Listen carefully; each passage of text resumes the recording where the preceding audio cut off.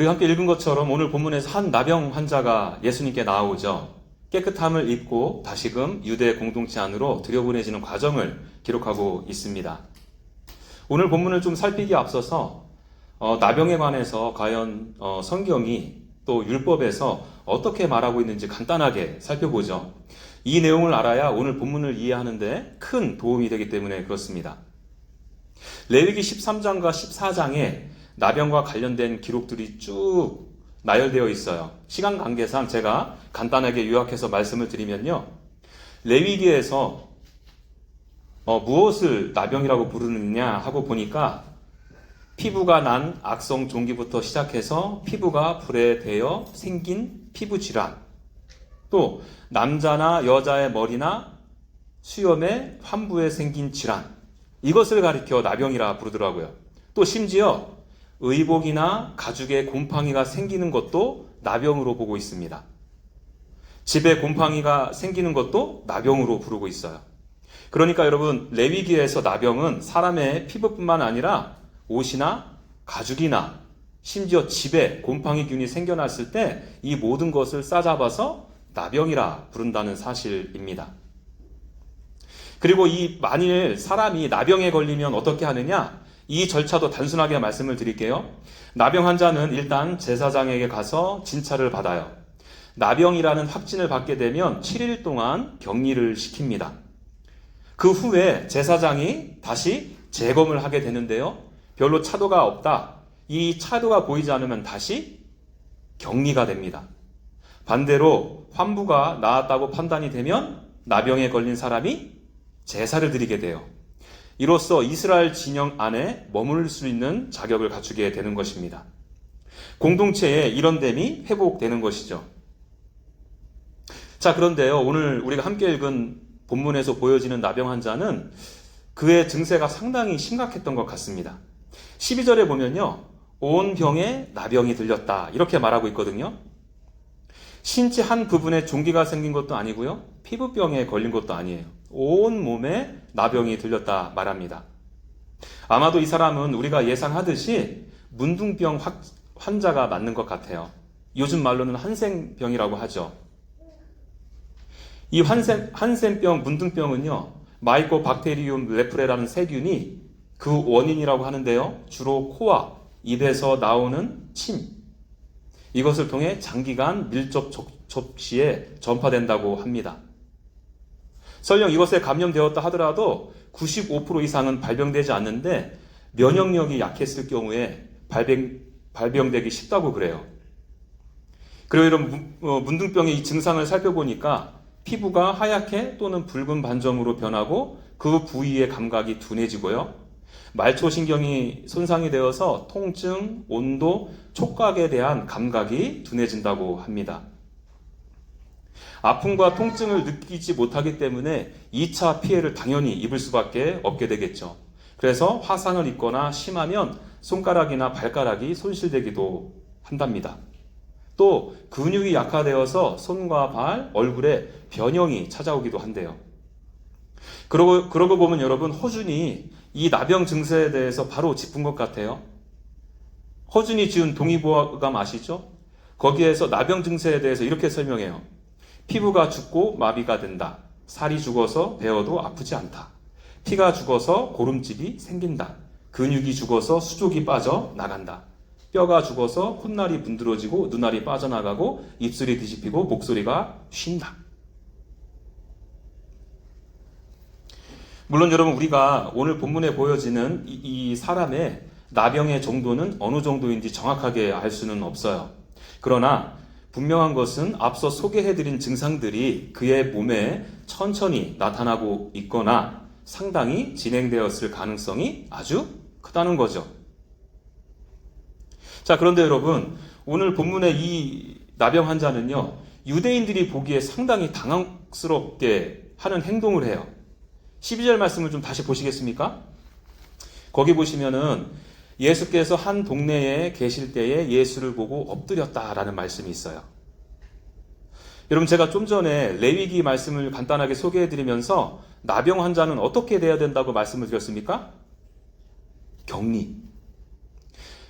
레위기 13장 45절과 46절에서는 그래서 이렇게 말씀하고 있어요. 나병 환자는 옷을 찢고 머리를 풀며 윗입술을 가리고 외치기를 부정하다 부정하다 할 것이요 병 있는 날 동안은 늘 부정할 것이라. 그거 부정한즉 혼자 살되 진영 밖에서 살지니라.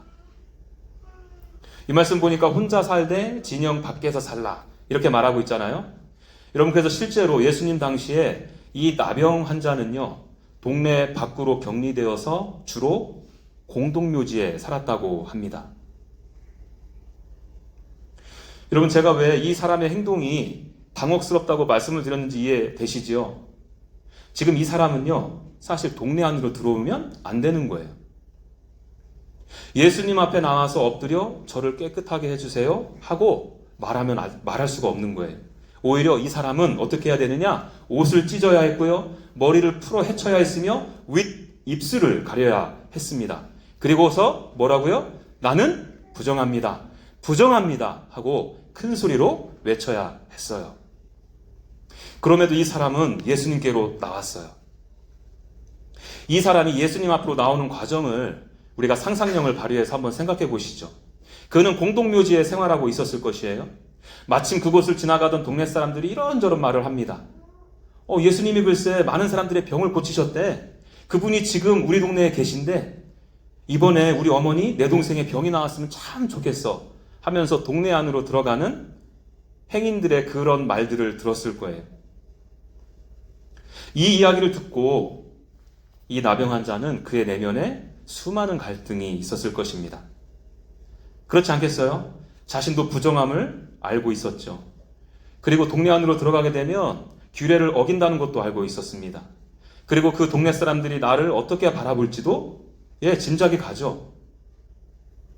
그리고 또 반대로 그렇게 나아갔는데 그런 나를 예수님께서 어떻게 받아주실지도 확실치 않은 것이에요.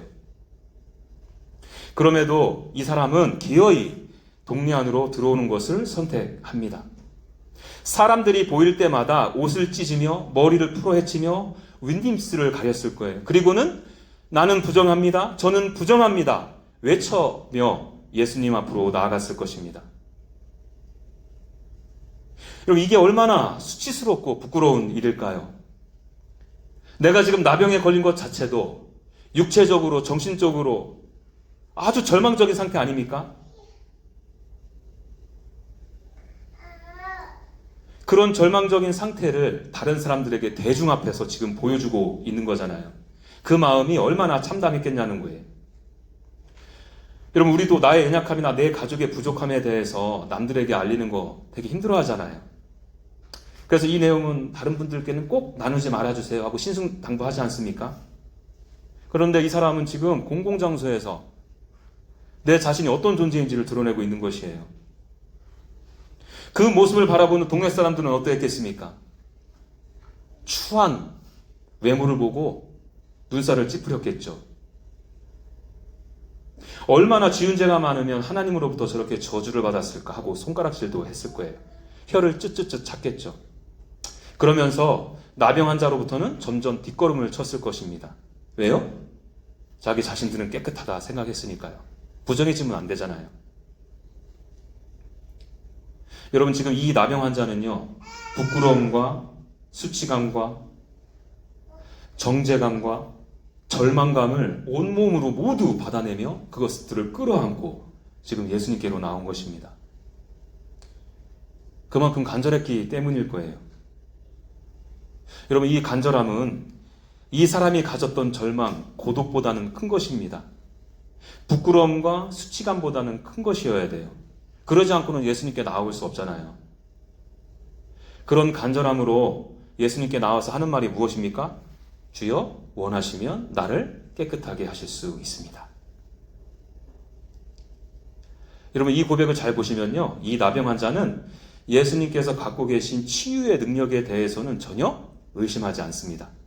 그렇잖아요? 깨끗하게 하실 수 있습니다. 이렇게 말하고 있습니다.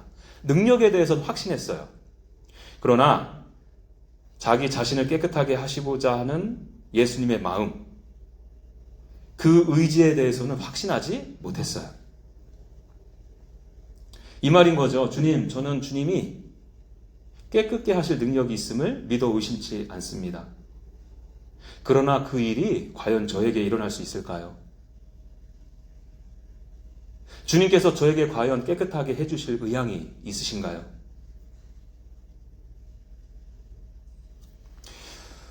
저는 이 나병 환자의 이 고백에 참으로 놀라움을 감추지 못했어요.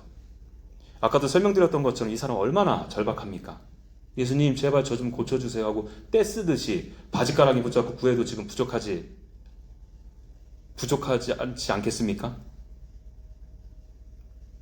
그런데요, 지금 이 사람은 나병을 깨끗하게 하는 데 있어서 예수님의 마음, 예수님의 의지가 있으신지 겸손하게 여쭙고 있어요. 이 표현은 내 자신의 체면을 끝까지 세우기 위해서 하는 표현이 아닌 것이죠. 우리들은 종종 이런 표현들을 하죠. 저는 괜찮으니까 당신 원하는 대로 하세요. 이런 말들을 자주 사용하잖아요. 왜 그럴까요? 그 내면 깊은 곳에서는요, 내 의견이 거절당하는 것이 싫어서 이런 표현을 하는 것입니다. 이것 하자 이렇게 제안을 했는데 거절당하면 굉장히 아프거든요. 또는 내가 원하고 바라는 것을 솔직하게 말하면 남들에게 지고 들어간다 생각해요. 내가 쥐고 있는 패를 남들에게 훤히 보인다고 생각하는 거죠. 자존심이 상해서 그렇게 말 못하는 거예요. 여러분, 지금 이 환자는 그런 의미로 주님께서 원하시면 이렇게 말을 한 것이 아닌 것이에요. 체면 살리고 싶었다라면 이 상황 자체를 만들지 않았을 것입니다. 이 사람은 철저히 예수님께 자기 자신을 내어 맡긴 거예요. 자기 자신의 처지를 예수님께 온전히 의탁한 것입니다. 여러분, 이것이 어떻게 가능했을까요? 이 사람은요, 자기 자신이 예수님 앞에 감히 나올 자격이 하나도 없음을 깨달았기 때문이에요. 나는 정상인이야, 깨끗한 사람이야 하고 착각할 만한 요소가 전혀 없었던 것이죠. 이 사람은 지금 주님 앞에 서서 나를 자랑할 거리나 내세울 만한 공로나 자격이 하나는 없는 사람이에요. 주님과 거래할 카드가 한 장도 없어요. 주님, 제가 이만큼 했으니, 이만큼 헌금하고, 이만큼 헌신하고, 이만큼 봉사했으니 저에게 이런저런 복 좀 주셔야 되지 않겠습니까? 하고 딜을 할 건덕지가 하나도 없었다는 거예요. 그러니 여러분, 내 주장을 할 수가 없죠.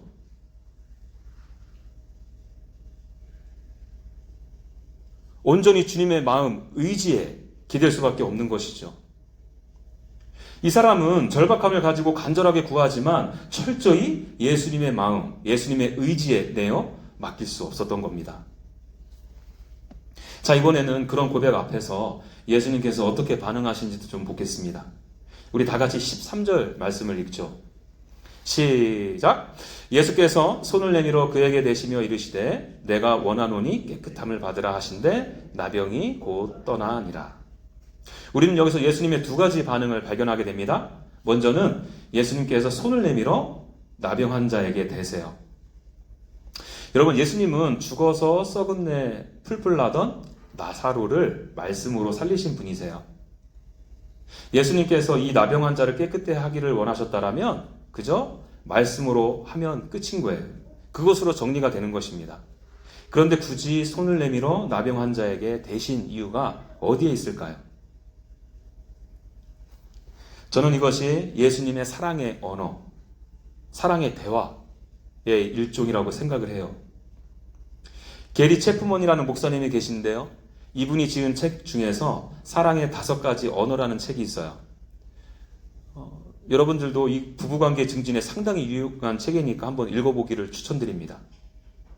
게리 목사님은 이 책에서 사람들의 사랑을 표현하고 느끼는 주된 방식 5가지를 소개하는데 그 5가지 중에서 하나가 뭐냐? 바로 스킨십입니다. 어떤 사람은 신체 접촉을 통해서 사랑을 표현하고 느낀다는 거죠. 예수님은 지금 이 스킨십을 통해서 손을 댐을 통해서 나병 환자에게 무엇을 말씀하고 싶으셨냐? 내가 너를 사랑한다.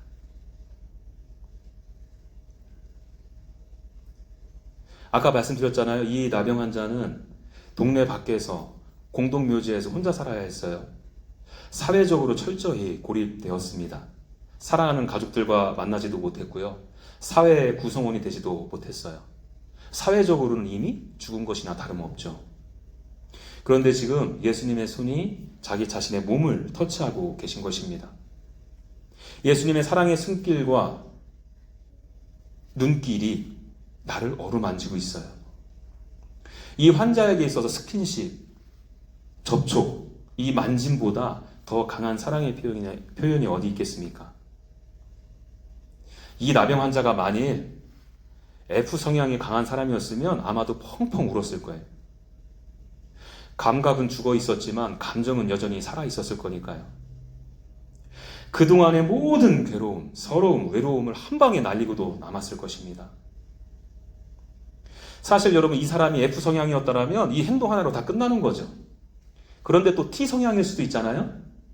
우리는 친절한 예수님께서 이 행동이 무엇을 의미하는지 말씀으로도 설명해 주신 것을 그래서 발견하게 돼요. 예수님께서 이렇게 말씀하시잖아요. 내가 원한다. 깨끗함을 받으라. 나병 환자는 좀 전에 주님에게는 나병을 고치실 능력이 있으십니다. 그러나 주님께는 저를 고치실 의지, 마음이 있으신가요? 하고 강구했잖아요. 이 강구에 대한 정확한 답을 주신 거예요. 그래, 내가 너를 깨끗하게 할 마음이 있다. 내 의지가 바로 그것이다. 이것입니다. NIV 영어 번역본을 보니까 이거를 이렇게 번역해 놨어요. I am willing. 내 마음이, 내 의지가 너가 깨끗해지기를 간절히 원하고 소망한다. 이 말이죠. 그리고는 여러분 한 말씀 더 하세요. 14절. 이 말씀도 함께 읽죠. 시작.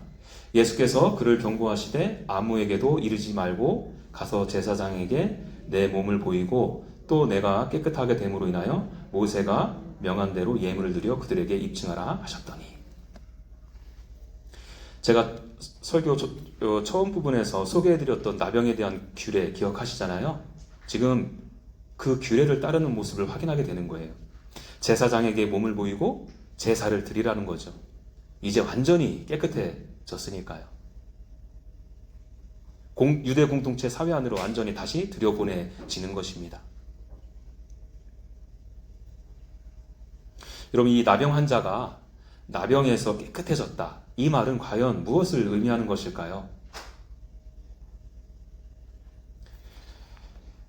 레위기 13장과 14장에서 나병에 대한 규례가 나온다고 말씀을 드렸는데 여러분 거기를 나중에 시간 되실 때 천천히 한번 읽어보십시오. 나병과 관련해서 부정이라는 단어가 얼마나 많이 사용되는지 몰라요. 성경에서 부정하다, 더럽다는 것은 무엇을 의미하겠습니까? 생명에서 멀어져 있다는 것을 뜻합니다. 생명에서 멀어져 있다는 것은 죽음에 가까워져 있음을 의미하죠.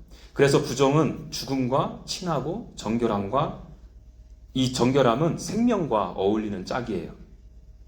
다시요, 부정은 죽음과 친하고 정결함은 생명과 어울린다는 거예요. 여러분 상식적으로도 생각해 보세요. 손 닦지 않으면 더러워지고요. 더러운 손으로 밥 먹고 계속 생활하면 더러운 균이 내 몸 안에 들어옵니다. 면역력이 약하면 병에 걸릴 수밖에 없죠. 그리고 병에 걸렸다는 것은 죽음의 증상이고 죽음과 가까워지는 것 아니겠습니까? 이렇듯 더러움은 죽음과 한 패인 거예요. 이런 부정을 없애고 정결케 하는 것, 이걸 성경적인 용어로 뭐라고 합니까? 성경에서 뭐라고 그러죠? 바로 거룩. 거룩은 죽음의 것들과 구별되어서 생명 안에 머물러 있는 것입니다. 그래서 거룩은 문자적으로 분리되다 이런 의미가 있는 것이에요.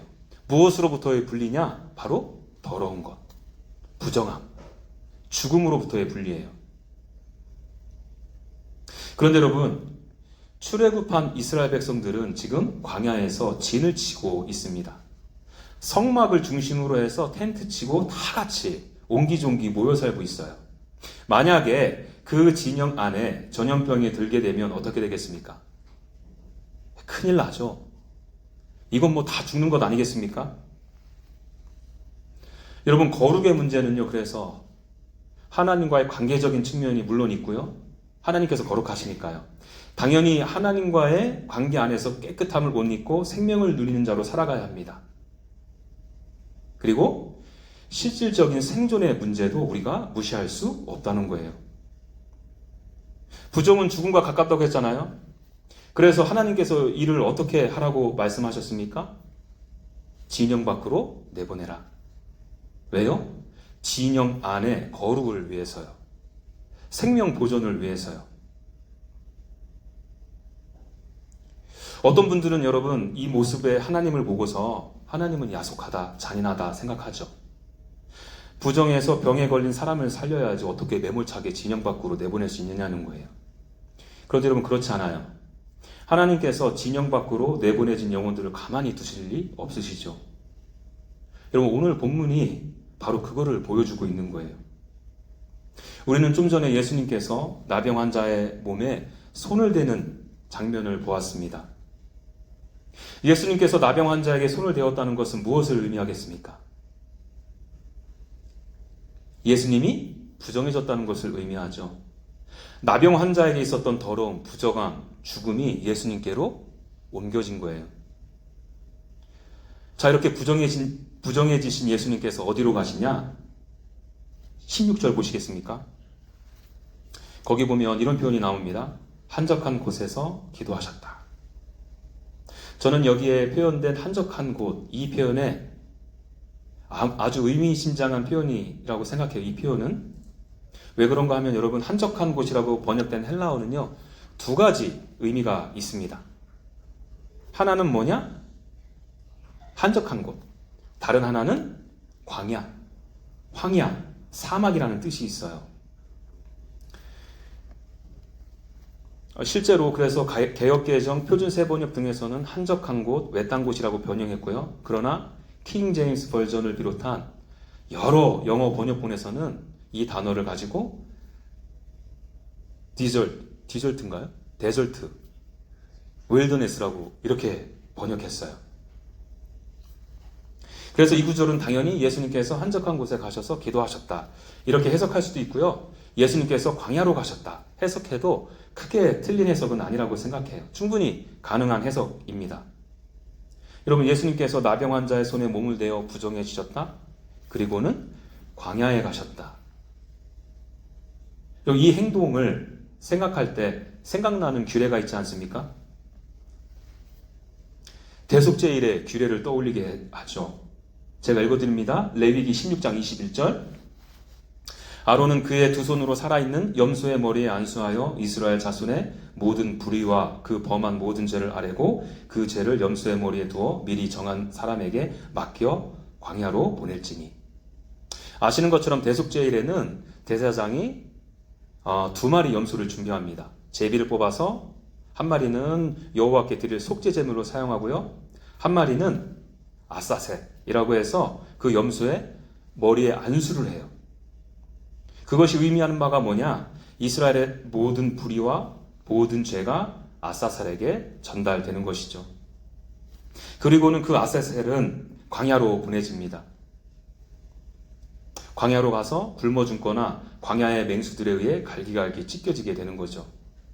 그래서 이스라엘 백성들이 죄사함을 받아 깨끗하게 되고 생명을 누리게 되는 거룩한 자가 되는 것입니다. 여러분 오늘 본문의 나병 환자도 이 은혜를 누린 거예요. 나병 환자에게 있었던 더러움, 부정함, 죄가 예수님께로 옮겨졌습니다. 그리고 예수님은 지금 어디로 가시느냐? 동네 밖, 영문 밖, 광야로 가시는 거예요. 히브리서 13장 11절과 12절 읽어드릴게요. 이는 죄를 위한 짐승의 피는 대제사장이 가지고 성소에 들어가고 그 육체는 영문 밖에서 불사름이라.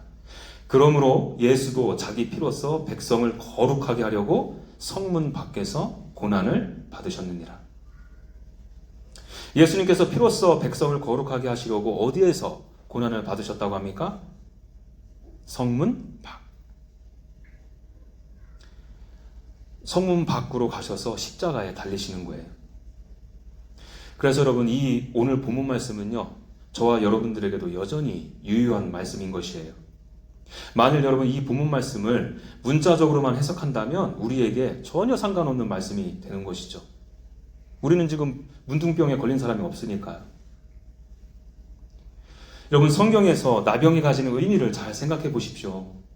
부정하여 죽음과 가까운 저와 여러분들에게 보여지는 영적인 모습이 어떠한가를 아주 적나라하게 들추어내고 있는 것입니다. 오늘 본문에 이어서 바로 그 다음에 무슨 본문이 나오냐면 중풍병에 걸린 환자 이야기도 나오거든요. 그는 혼자서 도저히 일어나 걸을 수 없는 존재였어요. 예수님께서 그 상태를 무엇과 연결시킵니까? 그 부정함과 죽음을 가져오게 된 죄와 연결해서 풀어가고 있습니다. 여러분, 영적으로 온몸에 나병 들린 저와 여러분들을 위해서 하나님이신 예수님께서 친히 이 땅에 오셨어요. 진영 안에 이스라엘 백성의 생명을 보존하기 위해서 진영 밖으로 보내신 하나님께서 이제는 진영 밖에 있는 사람들을 위해서 오신 것입니다. 영원히 하나님 나라 진영 밖에 있어야 되는 우리, 부정해서 죽음과 가까울 수밖에 없는, 아니 죽었던 우리를 깨끗게 거룩하게 하시기 위해서 오셨죠. 우리에게 생명을 주시기 위해서 오셨어요.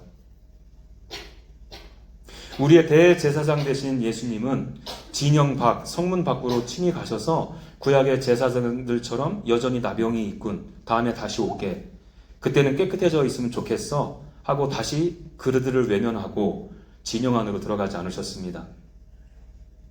진영 밖으로 나아가셔서 우리의 부정, 우리의 죄, 죽음을 다 떠안으시고는 십자가에 달리셨어요. 그러므로 저와 여러분들을 진영 안으로 들여보내셨습니다. 그리스도께서 가져오신 하나님 나라를, 그 나라에 우리를 들여보내신 거예요.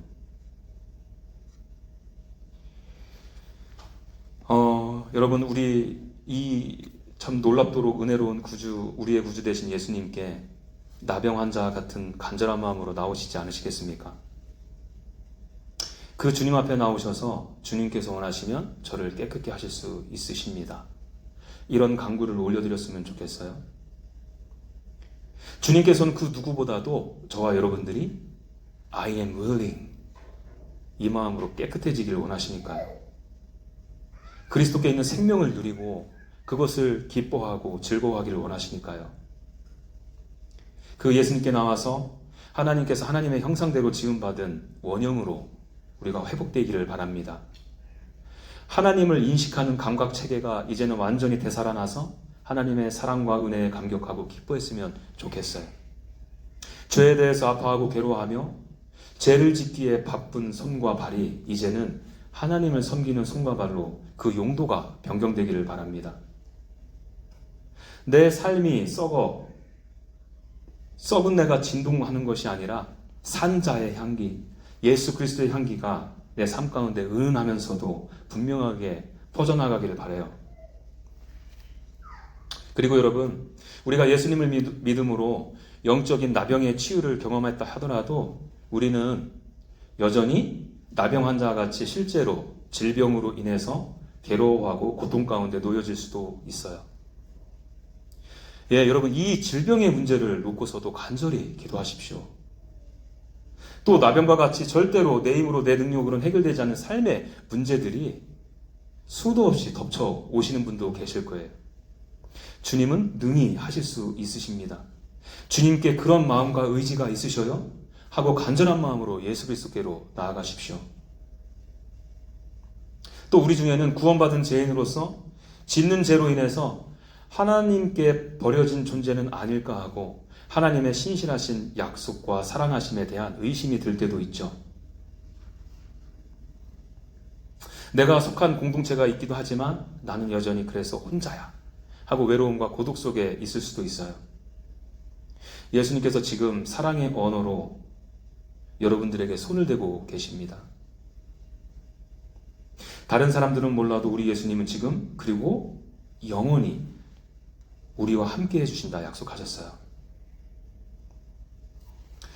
여러분, 저는 솔직하게 여러분들이 지금 처한 상황을 다 알 수는 없어요. 그렇지만 오늘 이 말씀을 통해서 우리에게 주시는 축복의 말씀을 은혜로 받아들이는 우리가 되기를 소망합니다. 그리고 여러분, 한 가지 더 나누고 싶은 게 있는데요. 이 은혜를 받아 충만히 누리시거든 이제 우리의 삶은 또 예수님을 따르는 삶을 살기를 결단했으면 좋겠어요. 제가 좀 전에 히브리서 13장 11절과 12절 읽어드렸잖아요. 바로 이어서 나오는 13절도 읽어드립니다. 잘 들어보세요. 그런즉 우리도 그의 치욕을 짊어지고 영문 밖으로 그에게 나아가자. 히브리서 기자가 뭐라고 그럽니까? 성문 안에서 룰루랄라, 세이프티 존에서 룰루랄라 하자고 그래요? 예수님께서 성문 밖으로 나가셨던 것처럼 우리도 이제 영문 밖으로 나가자 합니다. 여러분, 그곳이 예수님이 계신 자리니까요. 이 말은 거룩을 버리라는 말이 아니죠. 거룩해졌으니까, 생명을 얻는 존재가 되었으니까 이제는 세상으로 나아가 영혼들을 섬기라는 말일 것입니다. 예수님께서 나병 환자에게 하셨던 것처럼 그들의 영혼을 어루만져 주라는 거예요. 진영 밖에 있는 영혼들을 보는 눈이 우리에게 있어야 할 것입니다. 주위를 둘러보면 고독하고 외로워하는 분들 정말 많아요. 소외감에 힘들어하시는 사회적 약자들도 많고요.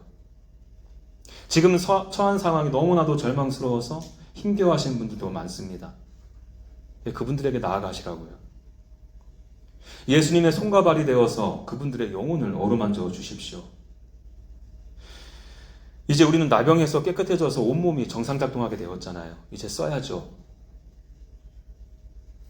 그리고 여러분, 이제는 입술을 열어서 우리 안에 계신 예수님을 전해야 합니다. 복음 증거는 훈련과 교육 여부에 따라 할 수 있고 없고를 가르지 않아요.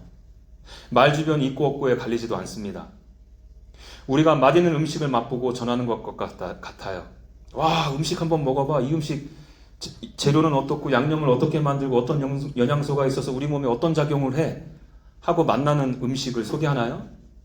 그건 전문가가 해야 될 일이고요. 아니죠. 맛보았는데 그것 자체로 너무 맛있으니까 소개하는 거예요.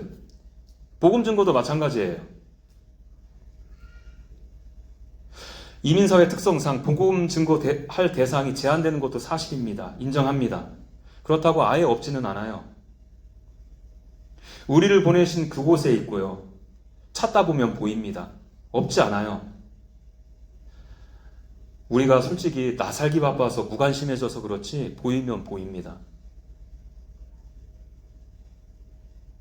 예수님께서 영문 밖으로까지 오셔서 나를 찾아내신 것처럼 그 마음으로 복음 전할 영혼들을 찾으시기 바랍니다.